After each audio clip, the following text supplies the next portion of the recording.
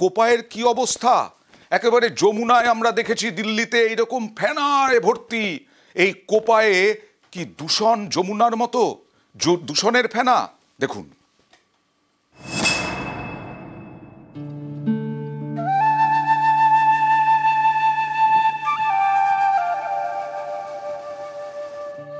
বীরভূমের কোপাই নদী লাভপুরের হাঁসুলিবাগ কঙ্কালীতলা শ্মশানের পিছন দিয়ে তীর তীর করে বয়ে যায়। আমাদের ছোট নদী চলে বাঁকে বাঁকে।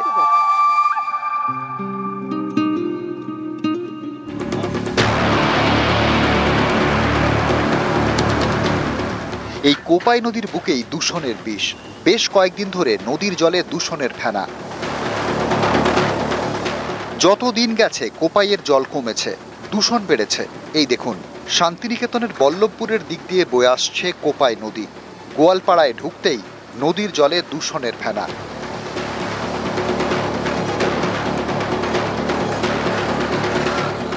ফেনা কখন বলতে শুধু বন্যা হলে তখন হয়। আমি তাই এই সকালে চিন্তা করি এত ফেনা মনে হচ্ছে সাপও ভুলে গেছে।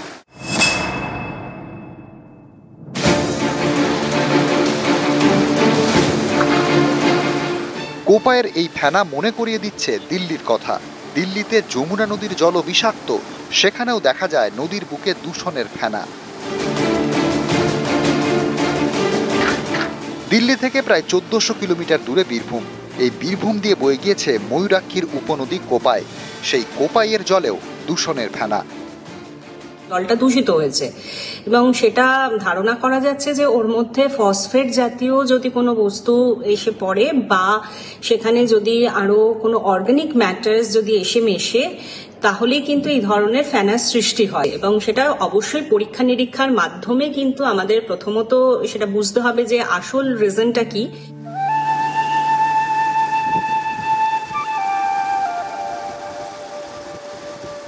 বীরভূম থেকে ইন্দ্রজিৎ রুজ, নিউজ 18 বাংলা।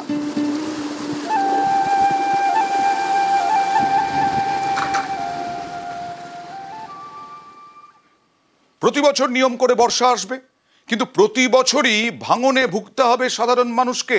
আর এই নিয়েই সরব হলেন মুখ্যমন্ত্রী মমতা বন্দ্যোপাধ্যায়, কেন্দ্রকে দুষলেন।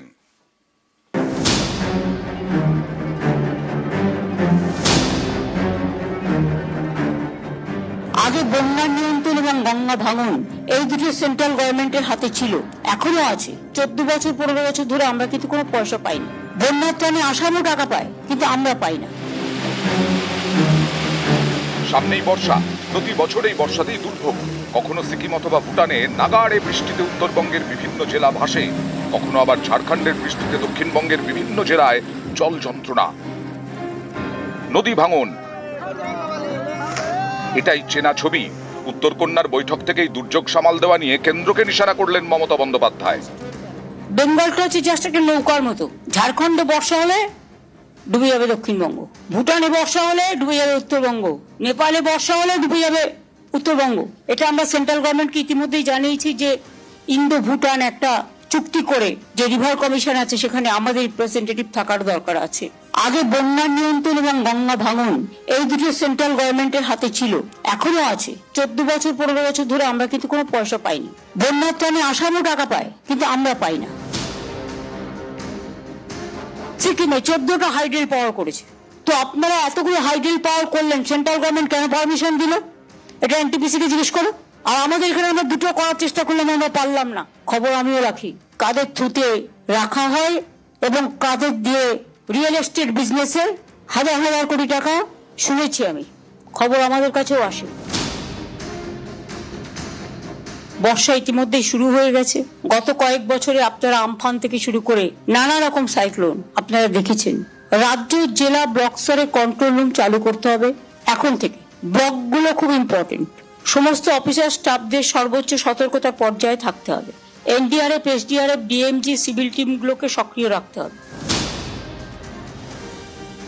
সিকিম, ভুটানে কিন্তু ইতিমধ্যেই বর্ষা হচ্ছে, ফলে আপনাদের একটু সতর্ক থাকতে হবে। সারা পশ্চিমবাংলায় আমাদের একটা ডিজাস্টার ম্যানেজমেন্ট সিস্টেম আছে। আমি উত্তরকন্যাতেও একটা করতে বলবো। দরকার হলে ইন্টারনাল ফোনের ব্যবস্থা করতে হবে, প্রত্যেকটা জেলার সাথে কমিউনিকেশন, এবং জেলাগুলো আর ব্লকের সাথে কমিউনিকেশন। সেখানে গাছ আমাদের বেশি করে পুঁততে হবে। ফরেস্ট ডিপার্টমেন্টকে বলে ঘাসগুলো বর্ষার সময় যেন লাগানো হয়। নিউজ 18 বাংলা। আর আলিপুর দুয়ার পুরসভার উদ্যোগ, আগামী সেপ্টেম্বর অর্থাৎ দুর্গাপুজোর পরপরই আরো সুন্দর হচ্ছে আলিপুর দুয়ার। কি কি ক্ষেত্রে দেখুন।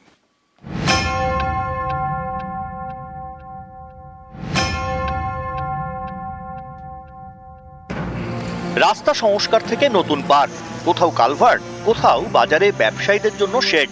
পুজোর আগে শহর সাজাচ্ছে আলিপুরদুয়ার পুরসভা। সেপ্টেম্বরের শেষে দুর্গাপুজো, তার আগে আরো ঝাঁ চকচকে হচ্ছে আলিপুরদুয়ার শহর। আলিপুরদুয়ারের 20টি ওয়ার্ডে 30টি রাস্তা সংস্কার করা হবে, তৈরি করা হবে একটি পার্ক, 9টি কালভার্ট, বাজারে ব্যবসায়ীদের জন্য তৈরি করা হবে শেড।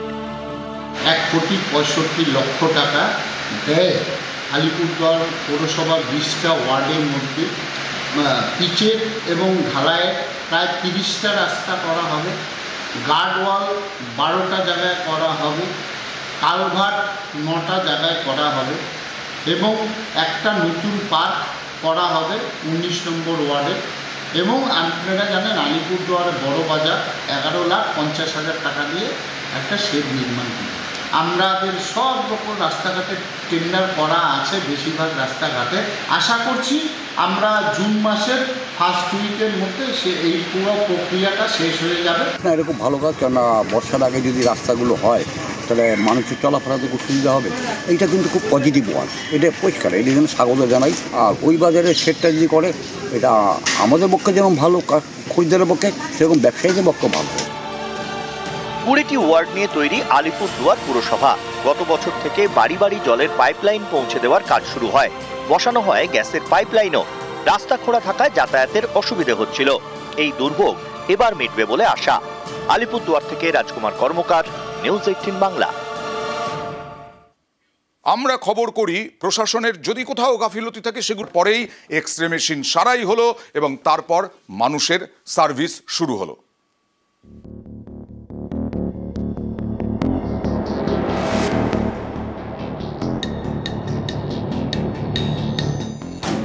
বাঁকুড়ার কোতলপুর গ্রামীণ হাসপাতাল। সরকারি এই হাসপাতালে একটি মাত্র এক্সরে মেশিন। অভিযোগ মাসখানেক ধরে সেটাই বিকল। সম্প্রতি এই খবর দেখায় নিউজ 18 বাংলা। এরপরেই পদক্ষেপ। কোতলপুর গ্রামীণ হাসপাতালের এক্সরে মেশিন সারানো হয়, এরপর বুধবার থেকে পরিষেবা শুরু। অনেকদিন ধরেই খারাপ ছিল, সাধারণ মানুষ পরিষেবা পাচ্ছিল না। তো খবরের জেরে মোটামুটি আজকে এক্সরেটা আবার নতুন ভাবে চালু হয়েছে এবং সাধারণ মানুষ সুবিধা পাচ্ছে, সুযোগ সুবিধা পাচ্ছে এবং আসছে। নিউজ 18 বাংলাকে আমরা সকলে মিলে ধন্যবাদ জানাই। খুবই খুশির খবর, নিউজ 18 বাংলার খবরের জেরে এটা হয়েছে একমাত্র। এই এক্সরে মেশিনটা এতদিন খারাপ ছিল, বহু মানুষ পরিষেবা থেকে বঞ্চিত হচ্ছিল। মানুষ স্বাভাবিক পরিষেবা পাবে, আমরা খুবই খুশি। ডিএমএস স্যার খুব দ্রুততার সঙ্গে এটা চেষ্টা করেছেন এবং উনি সফল হয়েছেন। ডিএমএস স্যারকে অসংখ্য ধন্যবাদ জানাই, আর তার সঙ্গে ধন্যবাদ জানাই নিউজ 18 বাংলাকে। এখন মেশিনটা ঠিক করা হয়েছে, কিন্তু যেহেতু মেশিনটা আমাদের পুরনো মেশিন, আমরা চেষ্টা করছি একটা নতুন মেশিন আনার। নতুন মেশিনটা এলেই যে মাঝে মাঝে খারাপ হয়ে যাচ্ছে, এই প্রবলেমগুলো থাকবে না। আপাতত সার্ভিসটা চালু হয়েছে এবং ফুল ফ্রেজেই চালু হয়েছে। সরকারি গ্রামীণ হাসপাতাল, ফ্রিতে এক্সরে করা হয়, 15 মিনিটে পাওয়া যায় রিপোর্ট। স্থানীয়দের অভিযোগ মাসখানেকের বেশি সময় ধরে কোতলপুর গ্রামীণ হাসপাতালের এক্সরে মেশিন বিকল। বাইরে বেসরকারি ল্যাব থেকে এক্সরে করতে অনেক টাকা লাগে, এতে সমস্যায় রোগীর আত্মীয়রা। এই খবর দেখায় নিউজ 18 বাংলা। এরপরেই পদক্ষেপ, সারানো হলো এক্সরে মেশিন। বাঁকুড়া থেকে দেবব্রত মণ্ডল, নিউজ 18 বাংলা।